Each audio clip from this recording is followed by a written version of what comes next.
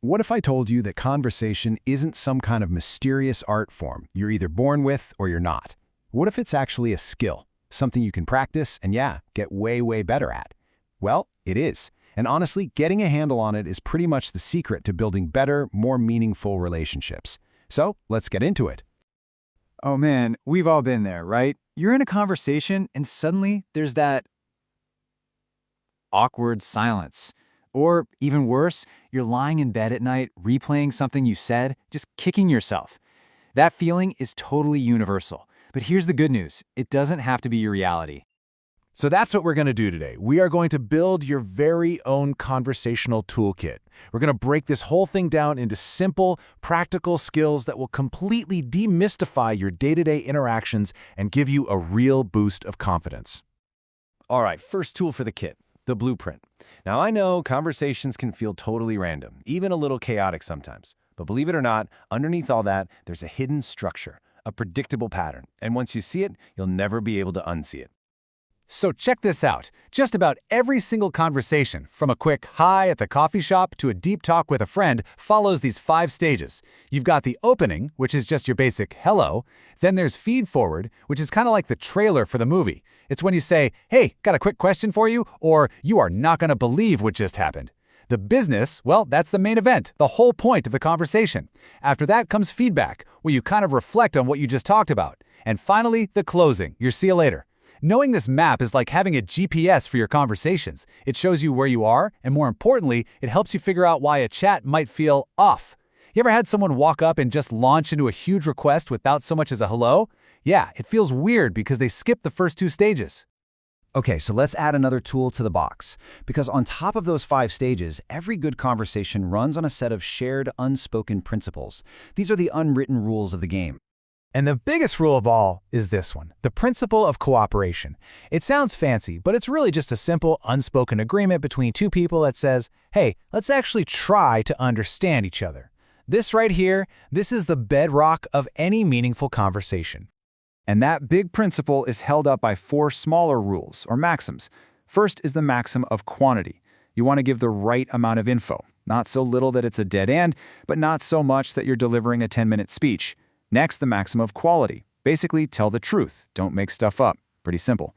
Then the maxim of relation. Stay relevant.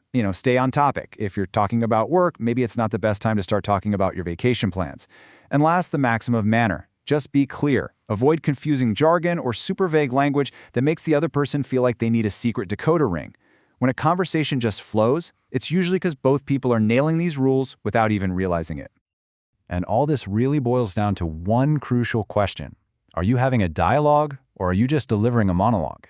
A monologue, that's a one-way street. It's all about what you want to say. But a dialogue, that's a genuine two-way street. The goal is to understand each other. And if you're trying to build real connections, dialogue is where it's at. All right, let's talk about what might be the single most powerful tool in your entire kit, especially when it comes to making your relationships deeper and more meaningful. It's called self-disclosure, and it's all about making the choice to open up. Self-disclosure is pretty much what it sounds like. It's when you reveal something about yourself to someone else. And it can be anything, really, from your favorite band to your biggest dreams and fears. It's the #1 way we take a relationship from being superficial to being truly significant. But here's the thing. Being vulnerable is a high-stakes game. Just look at the rewards. You get to know yourself better, your relationships get stronger, and studies even show it's good for your physical health. But the flip side is real too. You open yourself up to personal risks, like rejection, or relational risks, like maybe hurting a friendship, or even professional risks at your job. It is the definition of high risk, high reward. So how do you do it safely? Well, you follow a few simple guidelines. First, check your motivation. Are you sharing to connect, or are you trying to manipulate someone? Second, pick the right time and place. The middle of a busy office probably isn't it. Third, go slow. Share a little bit and see how they react before you go deeper. And finally, be mindful. Don't just dump all of your problems on someone without considering the burden it might place on them.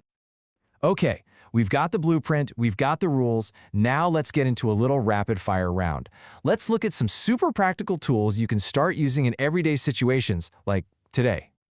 First up, the apology. We all mess up. We all have to do it. But very few of us are actually taught how to apologize in a way that truly fixes the damage and maybe even makes the relationship stronger. Look at this. This is the anatomy of a real, effective apology. It's so much more than a quick sorry. You have to actually admit you were wrong and take responsibility. No, I'm sorry, but. Then be specific. Let them know you understand exactly what you did wrong. You need to show you understand how they feel, validate their emotions. Then you have to genuinely state your regret, and finally, you have to reassure them it won't happen again. That first step is the hardest, for sure, but it is absolutely the most important. Next tool for the box, the compliment.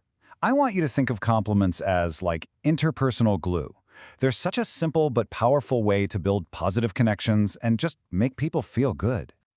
So what makes a great compliment? One that really lands? Well, first, it's got to be real. A fake compliment feels awful. Second, be specific. Don't just say, good job. Say, I was so impressed with how you handled that difficult client. See the difference? Third, personalize it. Let them know how their action affected you. And finally, try to compliment accomplishments, things people actually worked for. That makes it feel so much more meaningful. And for our final tool, let's talk about giving advice. This one is tricky. It is so easy to come off as judgmental or like you're trying to control things. But when you do it right, it can be one of the most supportive things you can do for someone. So what's the secret? Well, you have to listen way more than you talk. Really try to understand what's going on. Empathize with where they're at. And instead of telling them what to do, offer them options they can choose from. And please, whatever you do, avoid saying you should. The goal here is to empower them to find their own answer, not to just give them yours. So there you have it, your starter conversational toolkit. You've got the blueprint, the unwritten rules, and some go-to moves for everyday situations. The only real question now is, which one of these tools are you going to use first?